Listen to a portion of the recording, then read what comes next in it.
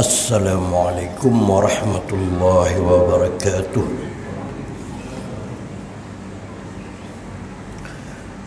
Bismillah walhamdulillah wassalatu wassalamu ala rasulillah wa ala alihi wa sahbihi wa man tabi'ahu wa walah.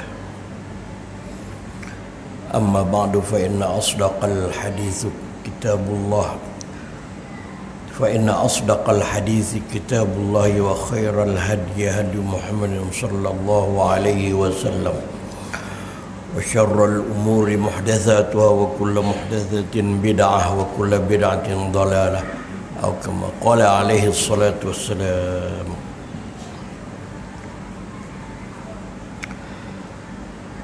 Tuan-tuan imam, tuan pengerusi, ahli jawatan kuasa, tuan-tuan dan puan-puan pelanggan setia Surau An-Nur dulu, kini dan selama-lamanya. Alhamdulillah pada kali ini saya dapat menghadirkan diri ke majlis pengajian yang telah ditetapkan, yang telah dijadualkan. Ya, mudah-mudahan dapat lagi sekali dua datang ke sini. Lepas tu tak tahu lagi dah. Hari demi hari kesihatan dah menurun. Mazhab kursi pun ramai dah.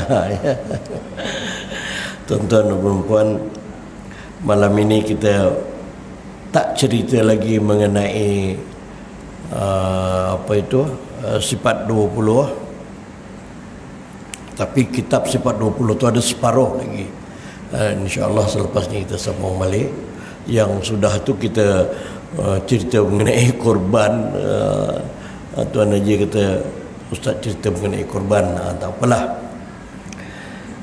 Yang ini, kali ini nak cerita mengenai hadis, pasal banyak menimbulkan pertikaian, kontroversi mengenai hadis-hadis ini. Kata, oh ni hadis palsu, hadis lemah, hadis ini dan sebagainya. Jadi sedikit nak bagi pengetahuan asas mengenai apa yang diheboh-hebohkan itu dan apa pendirian kita. Sini saya bawakan sebuah kitab yang dikeluarkan oleh Jabatan Mufti Johor.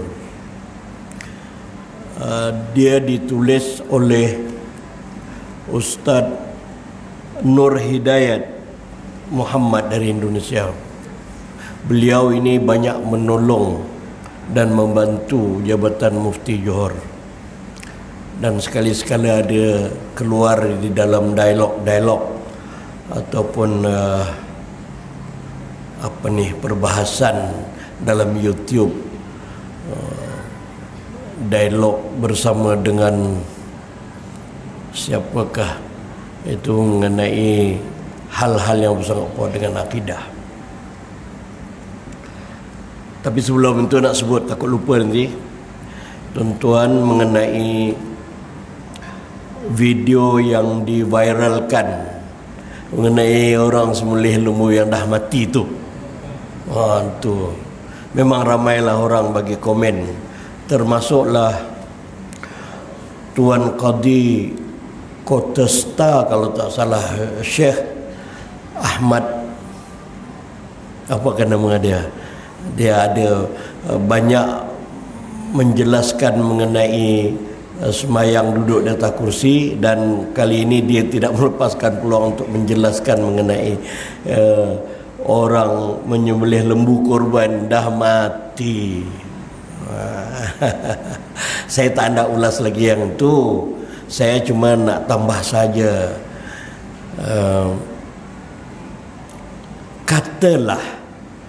katalah benda tu berlaku di tempat kita, sama ada di sini ataupun di tempat mana-mana. Dia punya ekorannya saya nak sebut. Kalau saya katakan bahawa Panitia ataupun pengurusan korban kena ganti lembu itu. Beratlah kan? Habis macam mana orang dah bayar rata-rata, kena pula orang tu bayar 1 ekor lembu 1,000 apa ribu, 5,000 lebih. Lepas tu atas kecuaian petugas-petugas mati lembu tu sebelum disembelih. Apa macam? Saya tak tahu, yang itu nampaknya macam dia disembelih tu di dalam pusat penyembelihan. Nampak orang tak ramai. Tapi kenapalah dijerut lehernya terlampau kuat sangat sampai tak bernafas. Tak nampak ke lembu tu dah tak bergerak? Pecah katanya dia punya halkom dia tu dah bernafas tak boleh, darah tak jalan. Takkan lama sangat ya. Tapi tak apalah, biarlah yang tu. Saya nak kata kena ganti.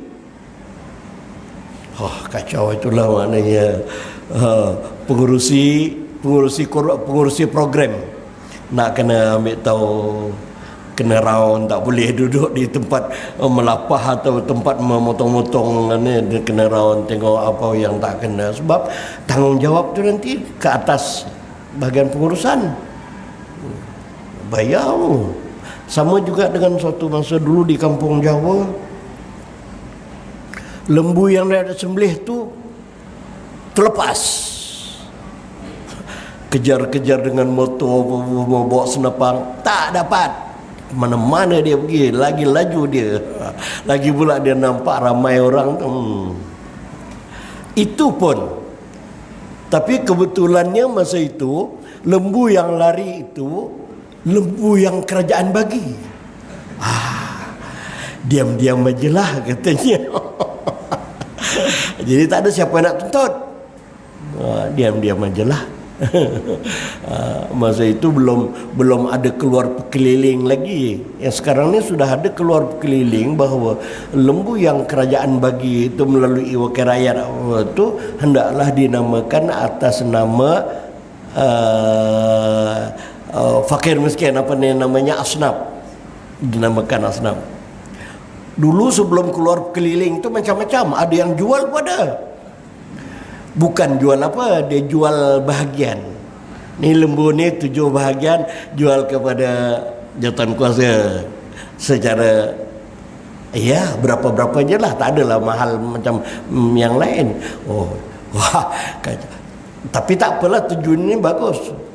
Duitnya untuk surau, duitnya untuk masjid, bukan ada siapa-siapa yang ambil keuntungan. Tapi selepas keluar perkeliling itu, tuanku sudah setuju bahawa lembu bahagian yang kerajaan bagi itu, yang maiz ke di atas nama apa bagi itu, hendaklah dijadikan korban, bukan akikah, korban atas nama asnaf.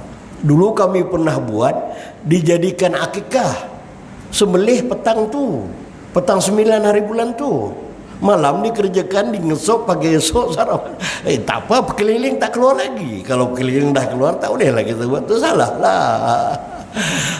Wallahu alam, atau undang-undang peraturan tu berubah ke tidak. Jadi saya nak kata tadi bahawa bila lembu korban itu berlaku apa-apa, lepas ke, mati sebelum disembelih ke, maka adalah tanggungjawab itu dipikulkan ke atas pihak yang menguruskan lah. Saya pun tak tahu macam mana caranya. Nak kena ambil insurans ke apa, tak tahu ya. Wallahu a'lam bissawab. Mudah-mudahan di sini tidak berlakulah seperti yang itu. Ya, ala kulli halin memang nak kena ada satu orang yang round mantau. Ada satu tempat tu dah disembelih, bangun lagi. Apa tu, dia letih duduk balik, bangun lagi. Lepas tu ada orang pergi periksa, kemungkinan ada tak putus kedian lagi sekali. Sah tak? Sah. Yang asalkan jangan disembelih tempat lain. Dia kena tempat tu tadi juga. Mungkin ada tak putus kemungkinan ini 2 urat yang di sini yang sunat, yang bukan wajib. Yang kiri kanan itu dipanggil apa? Urat wadijan. Itu kemungkinan tak putus. Dia pasal seronok tajam sangat pisau tu, sekali aja seret. Okey, bangga.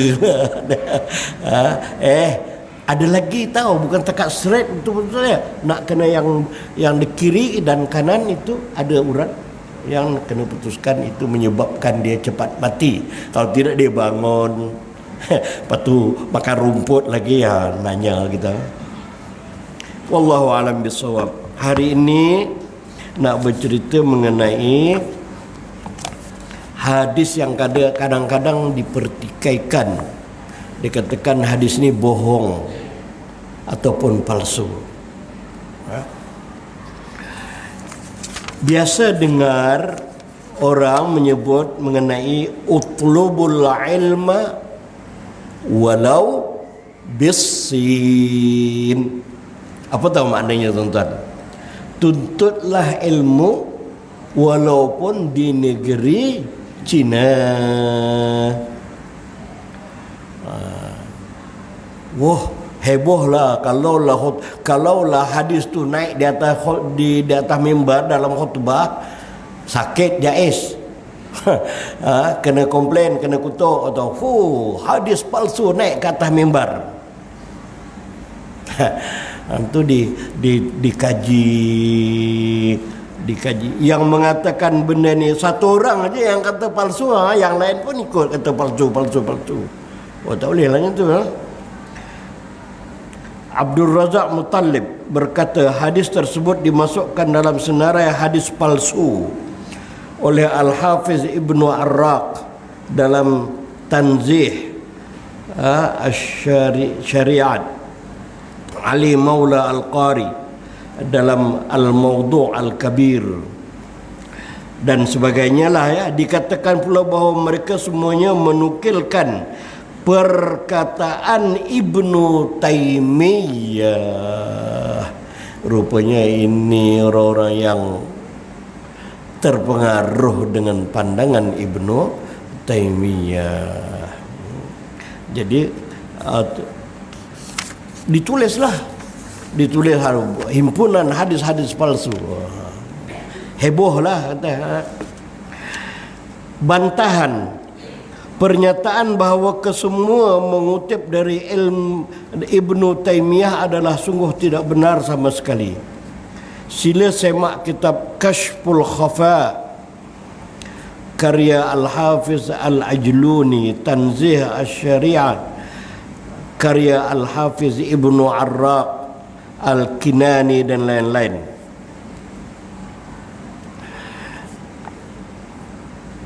Dan ucapan Al-Ajluni ini merupakan bantahan terhadap Abdul Razak Muttalib yang kata palsu itu tadi, dengan keberaniannya yang luar biasa memasukkan senarai hadis ini di dalam hadis palsu. Luar biasa punya berani. Padahal ulama tidak sepakat pun, pakar-pakar hadis tidak sepakat pun mengatakan benda ni palsu.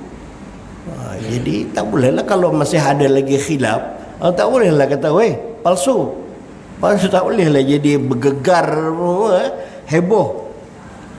Dan berikut ini adalah ucapan Al-Hafiz Ibnu Arraq dalam Tanzih Asy-Syariah setelah mengutip ucapan Al-Hafiz Al-Mizzi yang menilai hadis hasan hadis di atas disebabkan ramainya jalur meriwayatkan.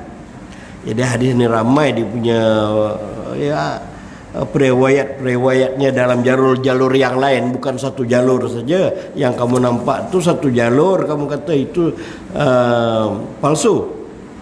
Akhrajahu Al-Hafiz Al-Iraqi Asy-Syafi'i fi amalihi min hadis Anas ibni min ghairi tariqin Ibni Majah بطريق ابن ماجه ثم قال حديث حسن غريب من هذا الوجه وقال وهو مشهور من حديث أنس رويناه من رواية 20 رجلا من التابعين عنه قال وقد ضعف جماعة من الأئمة طرقه كلها فقال أحمد لا يثبت عندنا في هذا الباب شيء وكذلك قال أبو علي النيسابوري الشافعي والبيهقي وابن عبد البر ذكره ابن الصلاح في علوم الحديث مثلا الحديث المشهور غير صحيح.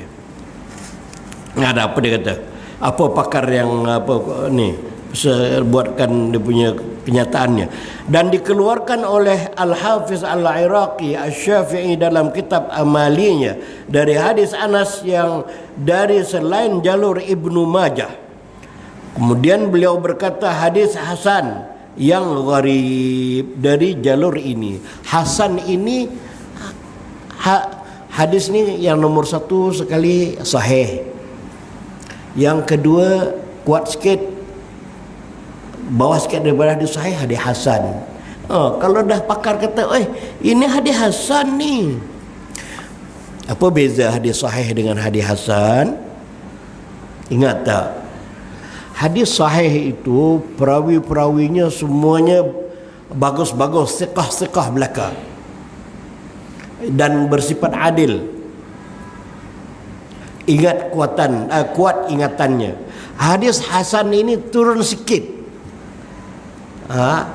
Kalau bagi hadis sahih itu A, hadis hasan ni B. Tapi bawah lagi pada hadis hasan itu hadis dhaif. Dhaif itu lemah. Kan bawah-bawah lagi palsu, itu bukan hadis. Jadi yang ni nak kata palsu tak boleh lah. Ada pakar kata dah lah, dia ni masyhur. Hadis hasan dari jalur ini beliau berkata ini masyhur dari hadis Anas yang kami riwayatkan dari 20 lelaki daripada tabi'in tabi'in darinya. 20 lelaki ini maknanya 20 pakar-pakar. Orang Arab kalau pakar itu sebut lelaki, rijal. Jadi bukan sikit tau, ramai. Kalau seorang dua aja yang ini mengatakan ini palsu, lainlah. Kami riwayatkan dari 20 lelaki dari tabi'in, 20 orang ulama daripada periwayat daripada grup tabi'in. Tabi'in ni apa dia? Anak murid sahabat Nabi. Sahabat apa? Sahabat tu anak murid Rasulullah yang hidup dan beriman pada Rasulullah, jadi panggil sahabat. Wafat Nabi, wafat sahabat, namanya grup era tabi'in. Tabi'in tu apa? Anak murid kepada sahabat. Hebatlah, 20 orang daripada tabi'in. Beliau juga berkata segolongan para imam melemahkan riwayat semuanya. Kemudian Imam Ahmad berkata, siapa dia Imam Ahmad ni? Imam Ahmad yang kita kata Imam Ahmad Ibnu Hambali lah, mazhab Hambali, yang digelarkan oleh pakar-pakar hadis, ulama-ulama, Imam Ahmad ni sebagai Amirul Mukminin dalam bab hadis. Imam Ahmad ni main tau, dia Amirul Mukminin dalam bab hadis. Orang dah iktiraf dia. Dia kata apa? Tidak sabit sahih, tak sahih sesuatu menurut kami di dalam bab ini. Dan demikian dikatakan oleh Abu Ali An-Naisaburi, Asy-Syafi'i, Al-Baihaqi, Ibnu Abdul Bar, Ibnu Salah menuturkan dalam Ummul Hadis dan Ulumul Hadis, contoh hadis masyhur. Ini hadis masyhur tapi tidak sahih, tapi tidak palsu. Kamu jangan berani-berani cakap ini palsu. Pakarnya pun tak kata palsu, cuma lemah. Lemah tu apa? Lemah dia perawinya.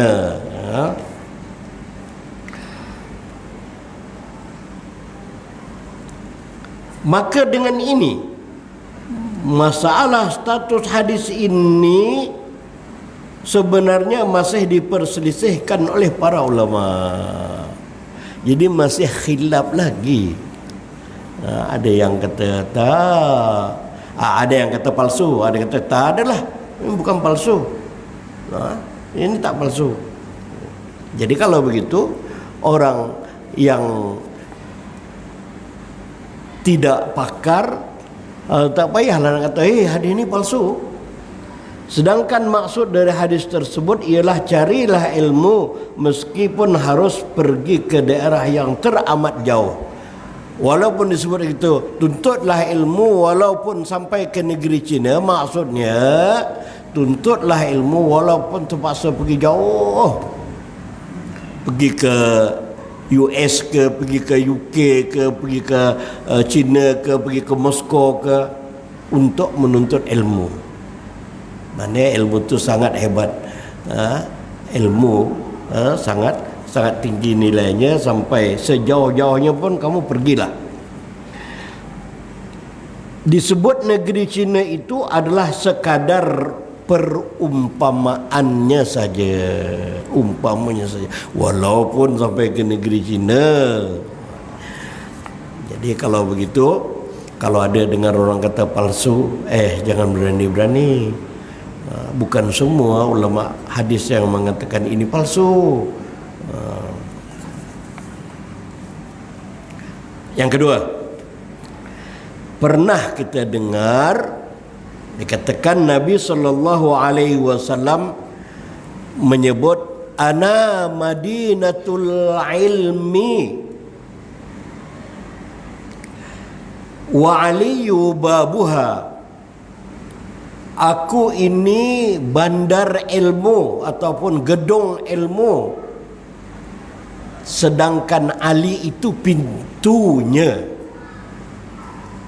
Jadi Rasulullah mengangkat, tengok dari segi makna dan maksudnya itu, Rasulullah mengangkat Ali ini sebagai orang yang banyak ilmu. Dia duduk dekat pintu ilmu, gedung ilmu. Kalau tolong orang yang duduk dekat perpustakaan, jaga kitab dekat perpustakaan, dan alim juga lah barangkali ya, dia bukan tekat buang-buang habuk tu, dia tak ada kerja, dia membuka kitab dia baca. Yang ini Sayyidina Ali ini dikatakan sebagai pintunya. Aku adalah kota ilmu dan Ali adalah pintunya.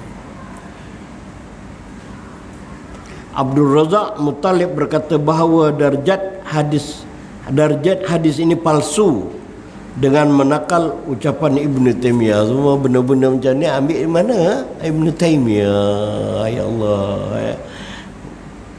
Bantahan, saya tidak mengingkari jika Al-Hafiz Ibn Jauzi dan Al-Hafiz Al-Zahabi menilainya sebagai hadis palsu.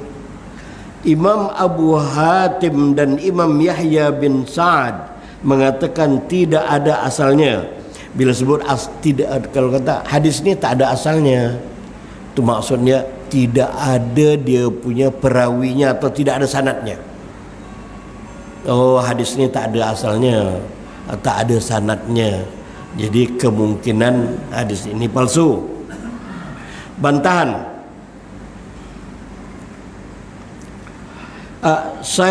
yang hendak saya sampaikan di sini adalah bahawa status hadis di atas sebenarnya masih diperselisihkan oleh para pakar hadis. Jadi bukan semua pakar-pakar hadis tu kata ini hadis palsu. Ada juga yang kata tak adalah hadisnya, ini hadis walaupun tak kuat, tapi ini adalah hadis bukan palsu. Kalau palsu tu bukan hadis ya. Kalau palsu bukan hadis. Ada yang menilainya palsu dan ada yang menilainya dhaif. Dhaif ini tidak palsu, hanya lemah. Dan banyak amalan-amalan kita ini yang bersandarkan kepada hadis dhaif. Dan ulama tidak ada masalah.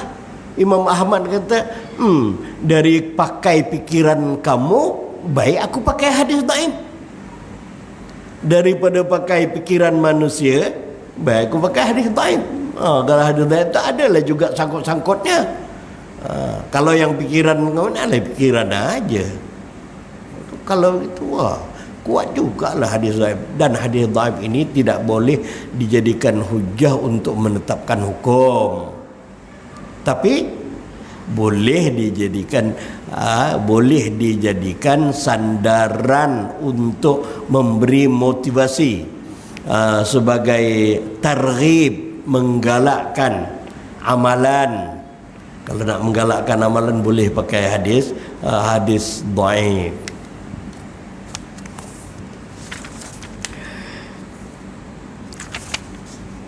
Ada yang menilaikannya hanya sekadar dhaif. Dia punya grade C lah kira. Dan ada yang menilaikannya sebagai hasan. Kalau hasan dia tinggi lah, dekat dengan sahih lah. Tetapi yang kuatnya adalah hadis hasan. Jadi hadis ini tadi, ana madinatul ilmi wa aliyun babuha. Sebahagian ulama mengatakan ini hadis hasan, bawah sikit daripada dhaif. Apa dia tu bezanya? Bezanya tu kadang-kadang dalam banyak-banyak perawi itu ada perawi yang ingatannya tak berapa kuat. Jadi dia tidak naik kepada levelnya tu tidak sahih, tidak nombor satu kali. Jadi banyak pendapat-pendapat ini, saya tak nak bacakan semuanya sekali. Tengok apa dia punya keputusannya. Imam Badruddin Az-Zarkashi di dalam Al-La'ali Al-Muntatirah berkata, kesimpulannya hadis dari semua himpunan jalur riwayat Abu Muawiyah dan Syarik sampai kepada derajat hasan yang boleh dibuat hujah. Oh, gitu pula. Kuatlah sikit ya. Boleh dibuat hujah. Tidak dhaif, apalagi palsu. Jauh sekali kalau kamu nak kata dia palsu. Dhaif pun tidak. Alhamdulillah ya.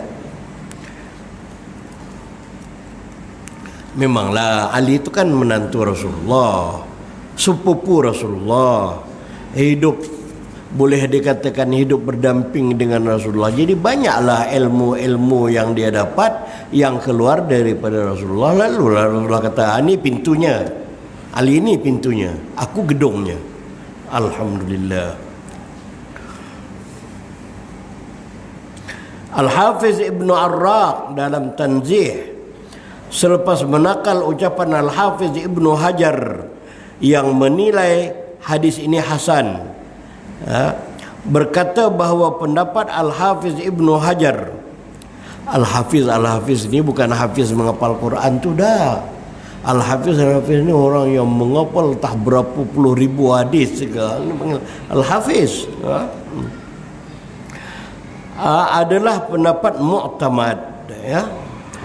Yang menilai hadis di atas berkata bahawa pendapat Al-Hafiz Ibnu Hajar adalah pendapat yang mu'tamad, yang boleh pedoman yang boleh diikut. Alhamdulillah. Maknanya kalau disebar-sebarkan dalam media massa,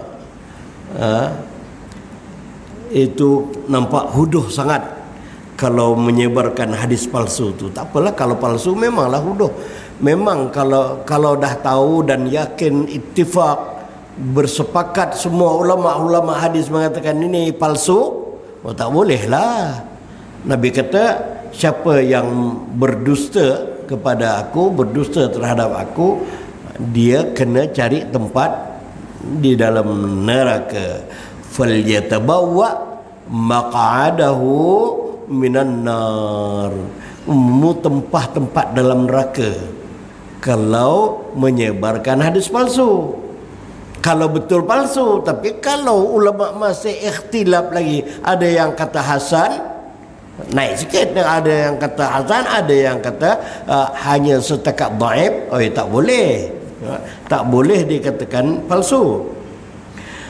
Dari ini semuanya pendapat terkuat adalah pendapat yang menyatakan bahawa hadis di atas adalah hasan, kerana banyak riwayatnya, banyak jalur-jalurnya, dari orang ini, dari ulama ini sampai kepada Rasulullah sallallahu alaihi wasallam. Dah berapa dah? 2 dah.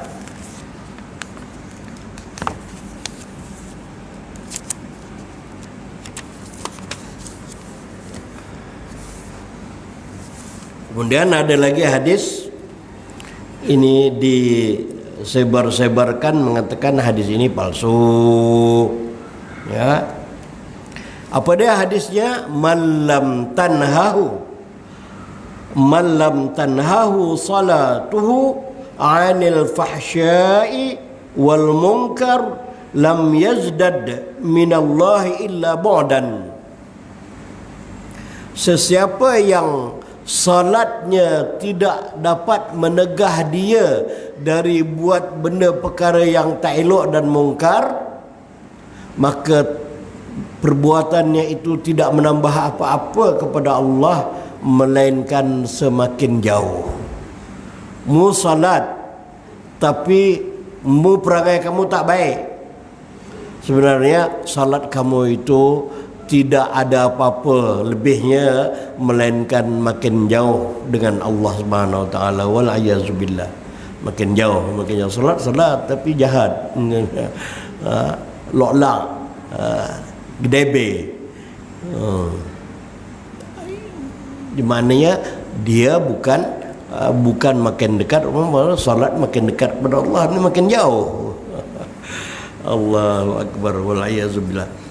Apa macam hadis yang disebarkan ini palsu kah, hadis elok kah? Tidak. Ada orang kata, "Woi, jangan baca hadis tu, palsu." Menurut Abu Razak Muttalib bahawa hadis ini maudhu'. Maudhu' artinya palsu, rekaan. Tetapi anehnya dia menakal ucapan Al-Hafiz Al-Iraqi. Hafiz Iraqi ini orang yang menilai hadis-hadis dalam kitab Ihya Ulumuddin Imam Ghazali. Dia rajin. Kena rajin ya. Jumpa satu hadis itu, betul dicari. Ini rujukan di mana, rujukan di mana. Baru buat nota kaki atau buat ulasan. Yang hanya menilai dhaif. Kau tak tahu ya, Hafiz Iraqi menilai ini bukan palsu, ini hadis dhaif saja. Juga menakal ucapan Albani yang menilainya, tapi Albani, Nasruddin Albani itu mengatakan batil mana palsu. Albani ini macam-macam lah dia punya Albani ini wallahu a'lam bishawab. Pengkaji mendapati bahawa Albani ini ada banyak hadis, ada 50 ke berapa, separuh daripadanya dia katakan tak sahih, tapi sebenarnya sahih. Separuh dia katakan palsu, tetapi tidak palsu. Jadi orang tak suka pakai dia punya, sebab dia tidak sunyi daripada melakukan kesilapan-kesilapan yang besar. Banyak silapnya. Dengan demikian Abdul Razak Muttalib ini lebih mendahulukan penilaian Albani. Abdul Razak ni dia minat betul dengan Albani. Jadi bila Albani kata batil. Kalau Albani kata palsu, dia ikut aja. Jadi kebanyakan orang dapat percikkan, dapat imbauan daripada Abdul Razak ini. Bila dapat aja tu, terus sebarkan. Oh, ini hadis ni palsu. Banggalah. Oi, orang lain, kami selalu baca hadis ni, lu sebarkan. Rupanya palsu. Ya, palsu. Oh, kamu ini ambil daripada Albani. Albani ini banyak dia punya fatwa-fatwanya pun macam tak boleh pakai lah. Dulu ada dia memfatwakan azan ini kena di luar masjid. Saya pernah nampak orang macam tu di Mesir. Dia pakai betul Albani ini, dia azan kat luar masjid, kat pintu. Adalah hadis-hadisnya. Kacau betul ya. Lepas tu dia tidak mahu masjid ada mihrab. Dia kata, ni Nabi mana ada mihrab-mihrab? Ada satu buku karangan, siapakah namanya tu, dia kata apa? Ada beberapa puluh kesilapan di masjid, kesalahan di masjid. Ada beberapa kesilapan dan kesalahan di masjid. Saya dapat buku tu, saya cari-cari, ada ni, tapi saya tak belilah. 400 kesilapan kata Allah salah.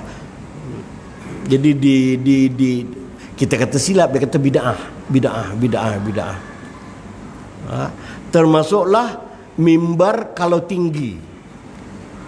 Dia ndak mimbar tu 3 je.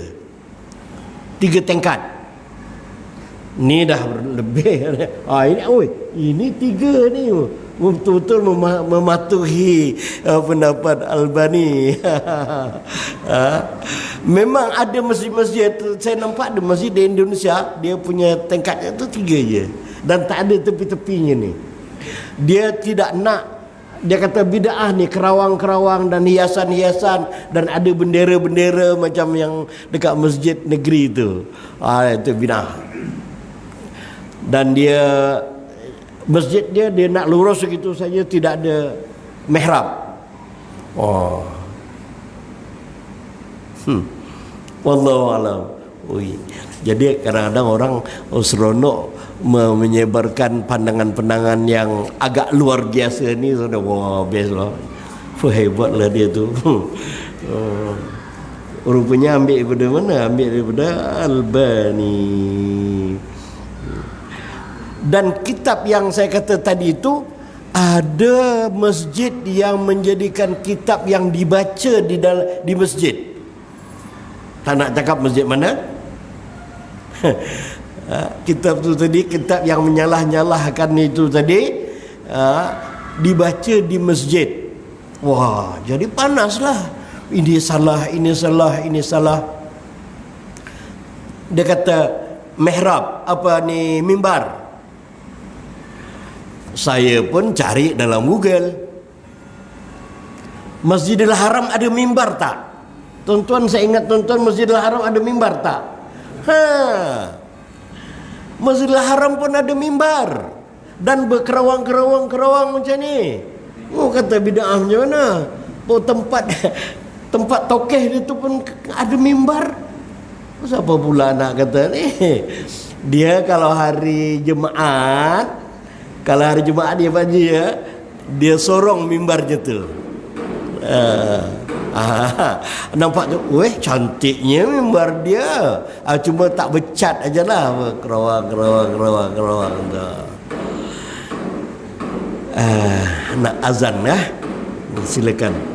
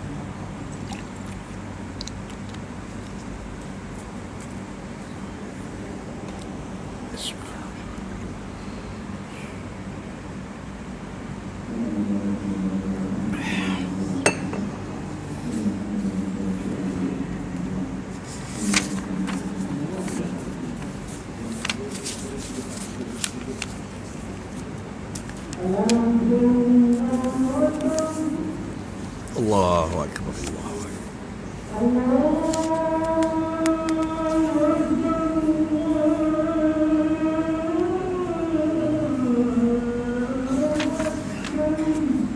Allahu Akbar.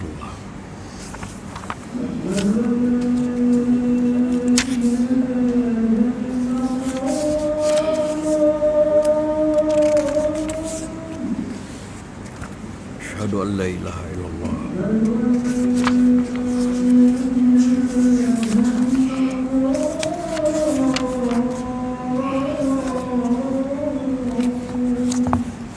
Asyhadu an la ilaha illallah.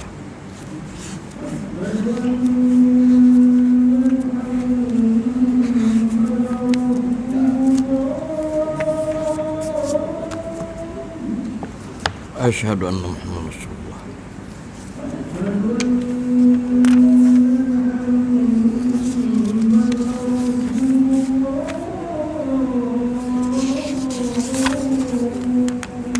Asyhadu anna Muhammadan Rasulullah.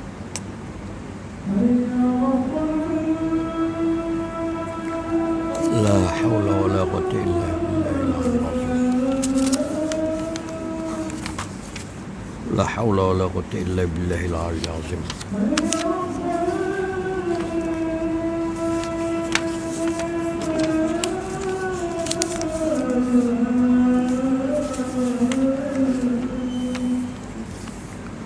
La haula wa la quwwata illa billahil azim.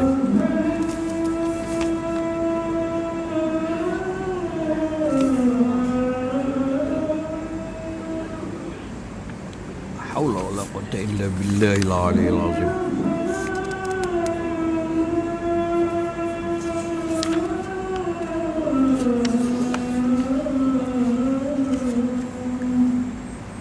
حول ولا قوة إلا بالله.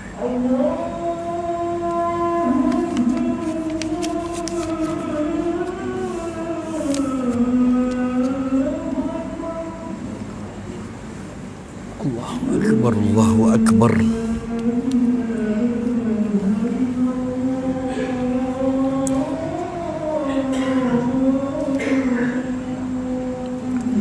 لا إله إلا الله. اللهم رب هذه الدعوة التامة والصلاة القائمة سيدنا محمد الوسيلة والشرف والدولة العليا يا الله سبحانه محمد وعلى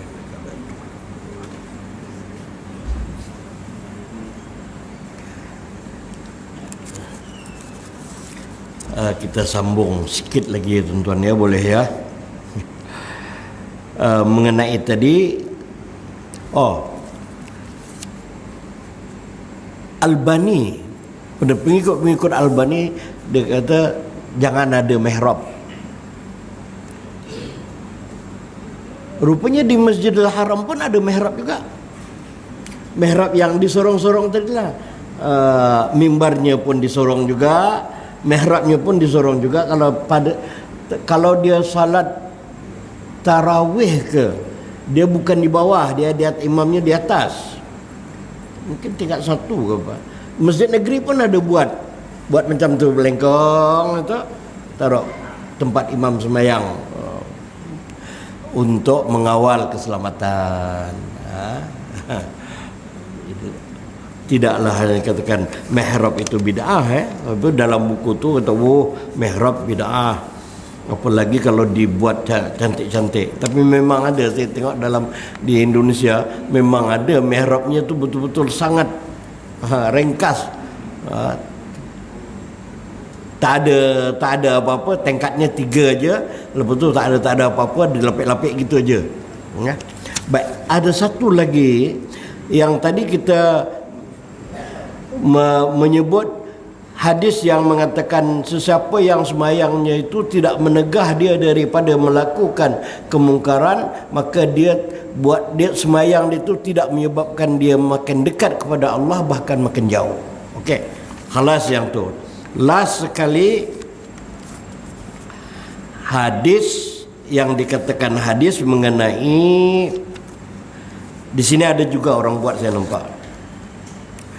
Pernah tak nampak orang bila azan, bila Bilal menyebut asyhadu anna Muhammadar Rasulullah, dia buat macam ni tangan dia. Dia kucup jarinya. Lepas tu dia buat macam ni. Tuan-tuan ada buat kan? Ada ha? Ada katakan, oh itu palsu lah, bohong, jangan buat. Astagfirullahaladzim. Saya nampak dulu arwah-arwah atuk saya ada buat. Jadi katanya itu riwayat tambahan lah, cerita-cerita. Kata Nabi Adam itu rindu nak melihat Nabi Muhammad. Jadi dia melihat kat kuku dia. Oh, asyhadu anna Muhammad Rasulullah, nampak Nabi Muhammad itu kucup dan dia letakkan kat mata. Wallahu a'lam bishawab. Dia punya kelebihannya apa itu, dikatakan kelebihannya matanya terang. Allahu a'lam. Jadi palsu ni, ini bukan betul ni. Bukan betul ni, ini tipu. Abdul Razak Muttalib berkata bahawa hadis ini palsu. Tapi anehnya dia sama sekali tidak memberikan alasan yang ilmiah. Tak ada, cakap gitu je, palsu ni, bohong, jangan ikut. Apa? Menurut saya ini adalah keberanian yang luar biasa. Siapa ni kata ini kau cakap macam tu, keberanian yang luar biasa, serta menunjukkan bagaimana dia tidak memegang amanah ilmu. Ada ulama-ulama lain seperti Asy-Syaukani dan ulama-ulama yang lain mengatakan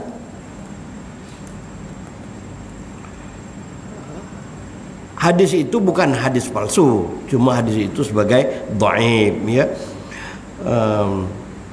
Dia menakal ucapan Al-Hafiz As-Sakhawi di dalam Al-Maqasid Al-Hasanah dan Imam Syaukani dalam Al-Fawaid Al-Majmu'ah.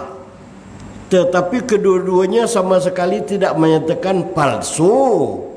Mu je yang kata palsu. Tidak mengatakan hadis itu palsu, hanya menyebut hadis itu dhaif. Kalau dhaif tak apalah, kamu saya hadis lagi, dan boleh kita mengamalkannya untuk amalan fadailul amal, perkara-perkara sunat, untuk mensabitkan hukum, menentukan halal haram, sah batal, ya tidak. Ini hanya untuk tambahan-tambahan saja.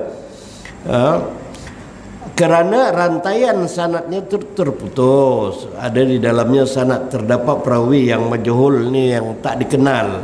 Padahal Asy-Syaukani sendiri jika menyatakan palsu sebarang hadis di dalam Al-Fawaid Al-Majmu'ah, pasti akan menyebutnya palsu. Jadi Syaukani ini kalau jumpa hadis yang palsu, dia akan cakap ini palsu. Tapi dia tak cakap palsu, dia hanya cakap terputus, dia punya perawinya ada yang tak dikenali. Jadi siapa yang dah mengamalkan itu, silakan teruskan aja mengamalkannya itu. Nak buat bagus, tak buat pun tidak menjadi hal. Asyhadu anna Muhammadar Rasulullah. Bacaannya apa? Bacaannya marhaban ya habibi wa qurrata aini. Marhaban, welcome, wahai kekasihku. Wa qurrata aini, dan buah apa? Air buah mataku. Marhaban ya habibi wa qurrata aini. Jadi Nabi Adam ni tadi, atau mungkin riwayat itu tidak kuat, hanya sekadar cerita saja. Nabi Adam bila rindu kepada Nabi Muhammad, dia buat macam ni, dia kata marhaban ya habibi wa qurrata aini. Nampaklah gambar Nabi Muhammad dekat situ.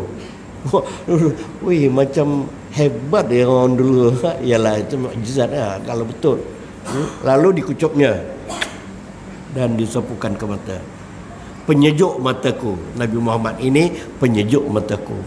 Jadi mengenai hadis berbuat begitu itu adakah palsu? Jawapannya tidak. Tidak sama sekali. Tidak ittifaq ulama mengatakan dia palsu. Bahkan sebahagian pakar kata dia hanya sebagai dhaif. Wallahu a'lam bishawab. Mudah-mudahan apa yang kita amalkan ini tidak lari jauh daripada ajaran agama. Tahniah tuan-tuan dah melakukan korban banyak, dengar katanya sampai berapa? Dekat 20 ekor. Tak adakah simpankan kakinya untuk saya? Aduh. Tempat kami pun belum habis lagi, ada dalam peti ais lagi. Semalam dah 2 kali buat dah, ada lagi dalam peti ais. Alhamdulillah. Bismillahirrahmanirrahim. Allahumma aftah qulubana futuhala arifin. Allahumma nawwir qulubana binuri hidayatika kama nawwartal arda binuri syamsika abadan abada birahmatika ya arhamar rahimin. Wa sallallahu ala sayyidina Muhammad wa ala alihi wa sahbihi wa baraka wa sallam. Walhamdulillahi rabbil alamin. Taqabbalallahu minkum. Allahu akbar. Sekali aja ke?